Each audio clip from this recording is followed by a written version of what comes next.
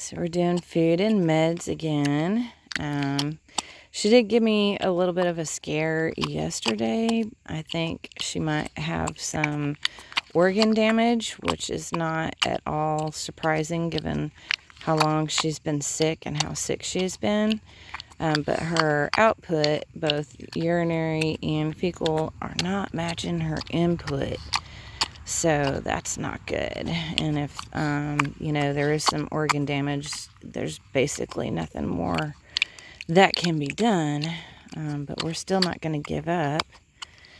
Anyways, just keep her going, and time will tell.